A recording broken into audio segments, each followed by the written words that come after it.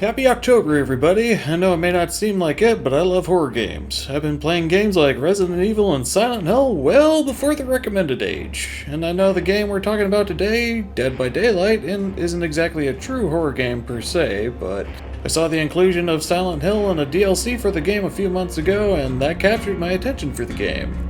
I'm going to be honest, I didn't play this game at all prior to this point, so this will be a bit of a newbie's perspective into the game. I am aware it's been out for 4 years and I definitely missed the launch train, but hey, fresh perspectives are always welcome.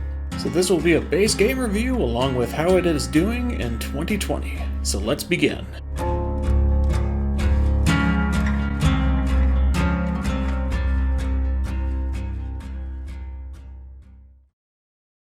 Dead by Daylight is an asymmetrical multiplayer game. Each match consists of 4 survivors and 1 killer. The match takes place in a gated-off map with 2 unpowered exit doors. There's multiple generators in a map, which when 5 are repaired will power these doors for the survivors to escape. As a survivor, you are in charge of repairing these generators, healing and rescuing other survivors, all while trying to evade and avoid getting murdered by a killer. Survivors will have to listen for a heartbeat sound effect along with a music cue, because this will play when the killer is near, aptly called the terror radius. And it will scale in intensity based on how close the killer is to you, so you'll know when it's time to either run or hide. As the killer, you are in charge of hunting down the survivors. You can damage generators that have been partially repaired to delay their escape, but can't do anything to repair generators for some odd reason. I guess we'll call that Deus Ex game mechanica. But anyway, you can find and wound survivors as a killer. 2 normal hits, you'll knock them down. When they're knocked down, you can pick them up. And then you have to carry them to a sacrificial hook to be sacrificed to this spider-like thing called the Entity. That sounds relatively simple enough, but this game is actually really deep and complex. Especially when you throw in the fact that there's dozens of different killers. Killers, in my opinion, are the star of the game. Each killer is different and completely changes the way you play the game. You have stealth killers who like to sneak up and ambush survivors when they least expect it. You have berserker killers who are capable of downing survivors in a single hit. Defensive killers who lay traps and manipulate the map to their will.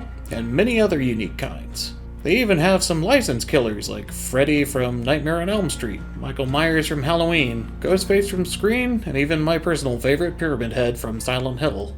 Each of them have their own unique abilities and perks, sort of similar to Overwatch characters. I played Pyramid Head a lot, so I'm going to use him as an example. Every killer has the basic ability to attack and wound a survivor after managing to chase them long enough.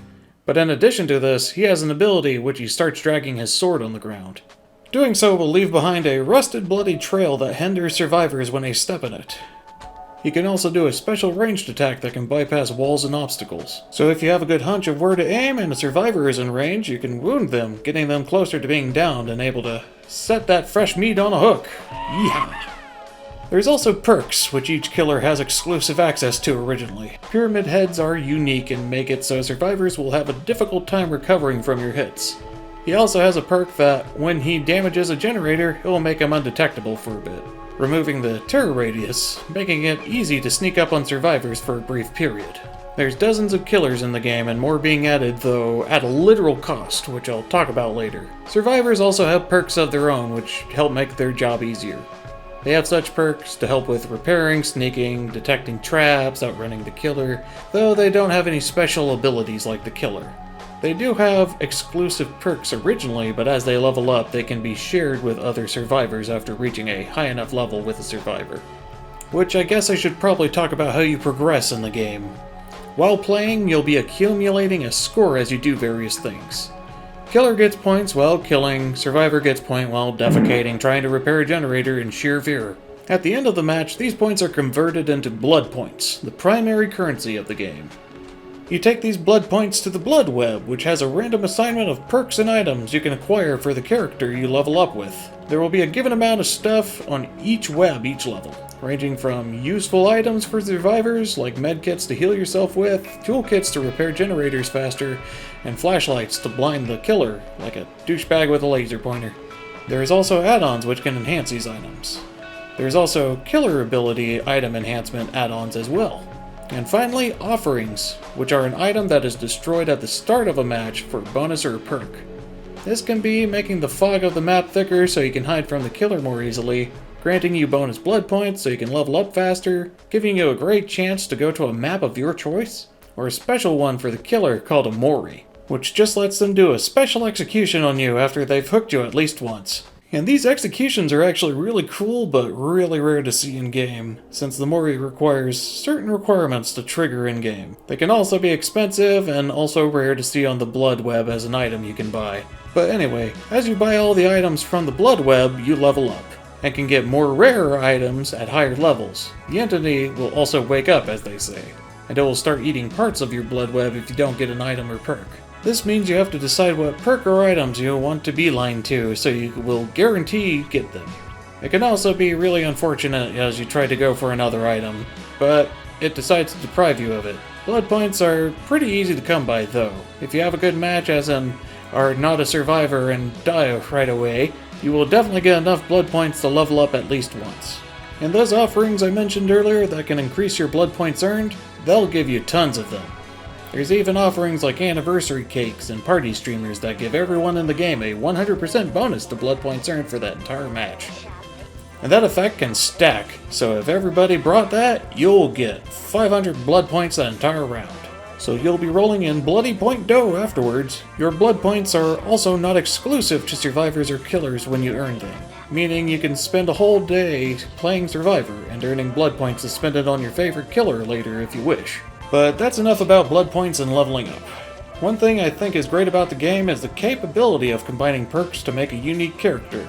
Sure, there are perks that are meta, since this is technically a competitive PvP game, but I still find it fun to experiment with what works and see what works for you individually. I also say this because meta perks kind of get boring after a while.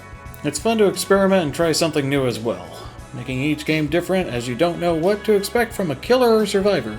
A few gripes about the game, however, I think it is maybe a bit too easy to play as a survivor. I know this is an asymmetrical game and it's hard to balance it out, but when I play Survivor, I feel a bit more at ease compared to when I play Killer. Survivors just need to focus on sitting on a generator while hiding from the killer. When you realize someone on your team is being chased, now's the perfect time to repair a generator because you know the killer is preoccupied. Sure, you'll need to save them later when they're on the hook, but there's still that time between them and that. When you're being chased, however, this is when the real skill for playing a survivor shows, because you need to play mind games with the killer to try and outsmart them. Sure, you'll try to juke them around a corner only to find them directly in front of you sometimes, but that's kind of the fun of the game. Being chased is the most fun I have as a survivor, as it does give me that rush of being hunted and "oh my god, I'm gonna die" feeling. And when you successfully manage to outmaneuver the killer, you get this rush of success that you managed to escape, and I honestly find that quite exhilarating. But even as a survivor, you still have pellets you can drop on the killer to buy you some time before they finally close in and whack you. This is another skill check for survivors, as perfectly timing a pellet drop on the killer will stun them for a few seconds, giving you ample time to get away or make some distance. But how does it feel from the other perspective? You know, as the killer. Not so great, honestly. Playing as the killer is a lot more complex than you think, because you're practically playing babysitter, and the damned kids need to go to sleep! As a killer, you will patrol the generators looking for survivors, until you see one teabagging in the corner, wanting you to chase them. Don't take that bait though, that's clearly someone with all the perks to outrun and outsmart you though. That's one of the examples of many split-second decisions you'll need to make as a killer. Your time is limited, as survivors will be focusing on repairing the generators, and you need to patrol between them, find them, chase them, hit them, and hook them. Now repeat that at a maximum of 12 times throughout the match. I say 12 because survivors will need to be put on the hook multiple times for them to be successfully sacrificed. When a survivor is initially put on the hook, think of it as their first strike of 3 in a game of baseball. During strike 1, a survivor can take a gamble for an incredibly low chance to unhook themselves. Don't ever do this, that chance is very low, like I've personally never done it before in my dozens of hours of playtime. You can increase that chance with luck supposedly, but it's still a gamble I don't recommend taking. When you're on the hook, you can't do anything until a teammate comes to pull you off of it. And if a teammate doesn't come and save you after a minute or so, you'll be forced into your second strike, as I call it. When you're on your second strike, you enter this struggle quick time event and have to press your spacebar to stay alive, again until a teammate comes to save you. And when you get hooked a third time, or aren't rescued during Strike 2, you will be sacrificed to the entity and removed from the rest of the match.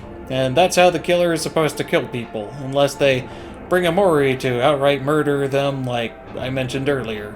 Being a killer means managing your time wisely, and it's okay if you don't kill all survivors sometimes. Heck, the game will still increase or maintain your rank even if you didn't manage to kill any. But still did a good job kicking generators, delaying survivor progress, and hooking some survivors in the process. Because 4-on-1 isn't easy sometimes, and the game developers know that. And I have a feeling the community knows that being killer is a hard time too, because after I got to being a mid-ranked killer, my killer queues got significantly shorter while my survivor ones got abnormally long. But being killer is still fun to play due to the thrill of the hunt. It's great when you finally get an annoying survivor on the hook, and sometimes you manage to get all 4 killed, which feels like a genuine accomplishment. But the effort to achieve that is a lot higher than simply escaping as a survivor. One big gripe I do have though is the microtransactions. I know this is a live service game and you gotta get money somehow, but holy cow! Not only do you need to drop money to get the base game, the game also sells DLC chapters which contain a killer and survivor rolled into one. You can buy non-licensed killers and survivors with a special currency you accumulate from playing. But this rate is so slow you'll probably just drop the $6 for the chapter anyway. For the licensed killers, however, you need to drop that money though. Probably because movie companies are desperate to milk their franchises to the bone. It's cool that they have movie killers, and playing as Michael Myers is fun, but prepare to cough up some dough for him. Not only do you have to buy killers and some survivors, you also have a cosmetic store. This I won't complain about. They got cool stuff in here. Cosmetics are totally an okay thing to charge folks for. They also have a battle pass, and you know how I feel about battle passes, based on the previous video. Ugh. The egregious microtransaction module aside, I feel this game gets my thumbs up. It's a fun game to play alone or with friends. I see it going for quite a long time too, especially since they've consistently added content in over the years. And frankly, it's a great time with friends. They even have a custom mode where everything's unlocked if you all want to experiment. But anyway, I think that'll do it for this review. Maybe I'll see how Dead by Daylight's doing in 2021? What do you think of Dead by Daylight? If you liked this review, feel free to give me a thumbs up. If you want more, just poke my face to subscribe. Thanks for all your feedback and support. I'll see y'all in the next video. This is Mr. B signing out. Bye-bye.